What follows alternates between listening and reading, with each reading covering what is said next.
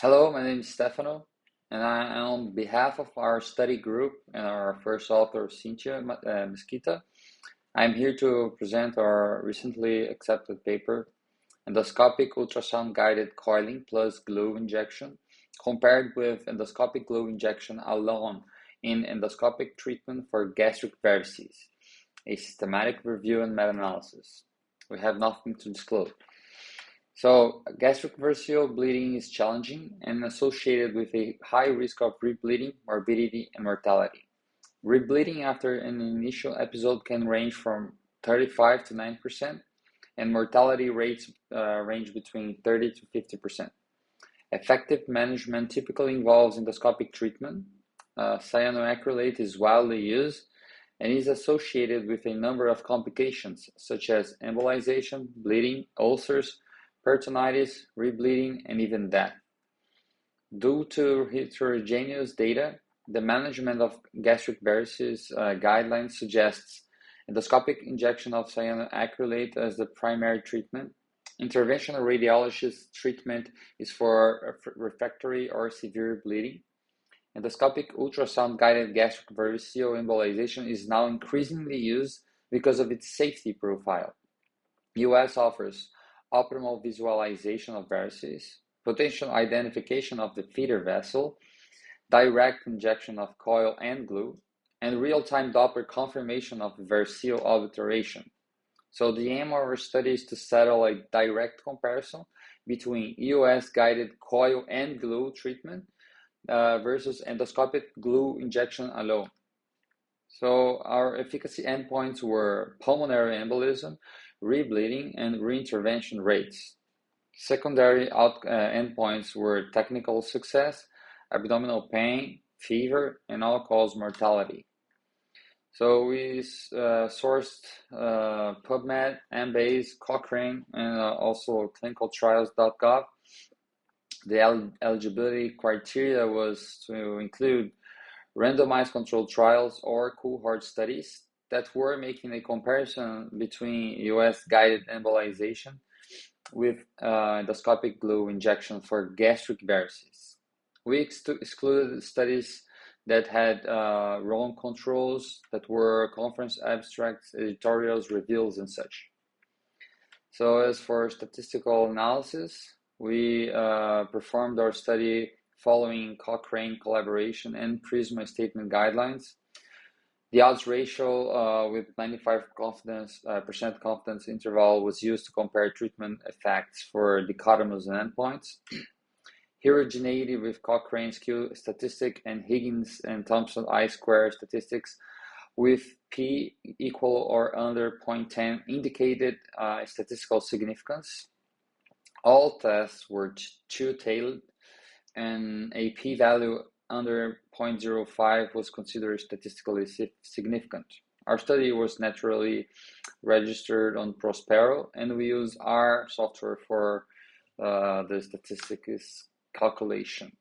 So we also did a trial sequential analysis, the TSA, which is a technique to understand the power of our analysis. So meta-analysis can only access the combined effect size using the standard 95% confidence interval or the 5% significance level, and this may result in false positive, which is called the type 1 error, or false negative, the type 2 error.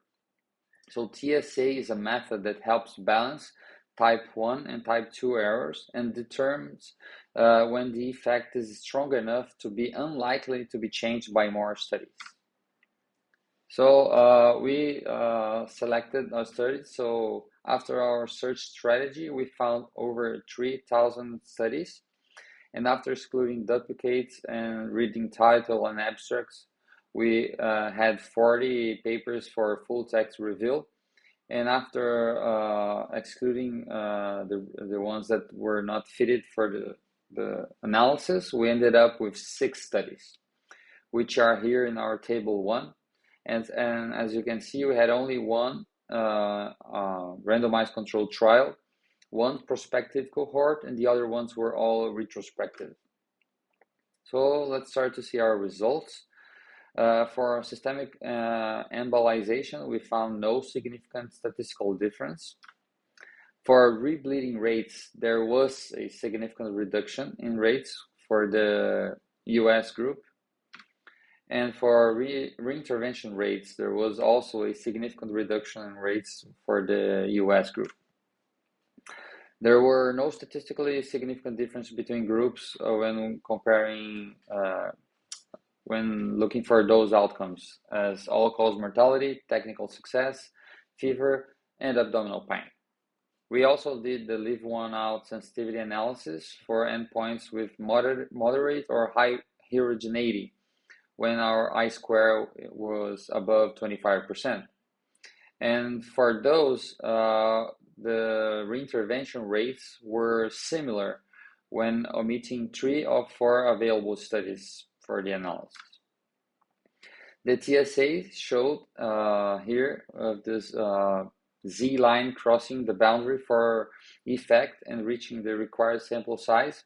This is a TSA only for rebleeding rates. And this finding suggests that the pool effect is statistically significant and the sample size sufficient to suggest a definitive result. So this finding suggests that no future studies are necessary to be conclusive about this outcome alone. As for quality assessment, we have 2 included studies that demonstrated low risk of bias, and 4 of them demonstrated moderate risk.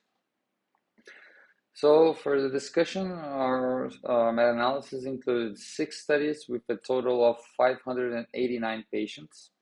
Efficacy and safety of EUS-guided coil plus glue injection versus direct endoscopic glue injection alone in patients with gastric varices showed that EUS-guided coiling plus cyanocrylate injection does not decrease pulmonary embolisms. EUS is related to lower rebleeding and reintervention rates, and there were no differences in terms of other adverse events. A previously published meta-analysis evaluated EUS-guided obliteration techniques and compared it to a historical control group of endoscopic technique. The recurrency rates were estimated at 9% in the US group and 18% in the endoscopic group. Although our data did not analyze recurrency specifically, our reintervention rates were 11% on the US group and 36% in the endoscopic group. Early rebleeding rates were 7% in the US and 5% in the endoscopic group, whereas our overall rebleeding rates were 5 and 25%. So pretty different result here. And although the previous meta-analysis did not make direct comparisons for mortality, it found a higher incidence for a US-guided group of 13% versus 7%. In contrast, our study showed a statistical equivalency in all-cause mortality among our groups. EUS-guided allows a real-time visualization of complete gastric varices and injection of coils, which is unable in the endoscopic technique. Coils reduce the volume of glue required, so potentially it reduces embolization rates, even though it was not significant in our statistics. In a single-arm meta-analysis evaluating the treatment of gastric varices with EUS-guided, the variceal obturation rate was 78% after the first session and increased to 96% with multiple sessions. Abdominal pain was 9.8% and fever 1.2%. In our study, it was observed pain in 5.3%. and fever in 5%. One important finding of our study is that EUS therapy has demonstrated superior results in reducing rebleeding rates. TSA with a power of 99% confirmed that this is a feasible evaluation with the population we grouped. Although all other outcomes did not reach the minimum required sample size, The observed reduction in rebleeding rates is significant and may influence medical practices. EUS-guided interventions require more specialized training, which introduces a potential bias that is non-measurable by standard techniques, which is physician proficiency. Although some included studies try to change that with randomization and intervention in both groups made by the same endoscopist, this inherent bias likely favors EOS in comparison to endoscopic techniques, because the faculty that does EOS has more expertise. So the outcomes might be better due to the proficiency of the physician and not the technique. So our study has some limitations. We were unable to stratify patients according to severity, which could potentially affect the relative efficacy of EOS versus endoscopic treatment. However, our main analysis showed no heterogeneity for the efficacy endpoints. Additionally, our inclusion of retrospective studies and one prospective study and one randomized study and another prospective cohort introduces a potential confounding bias. Moreover, limited data prevented us from performing subgroup analysis. TSA and funnel plots were made despite including only 6 studies, and our study faced challenges such as limited number of studies available and restricted number of patients to include. So in conclusion, in patients with gastric varices, EUS-guided embolization reduces rebleeding and reintervention rates. There were no significant differences in terms of systemic embolism and adverse events compared with the endoscopic technique. Thank you very much.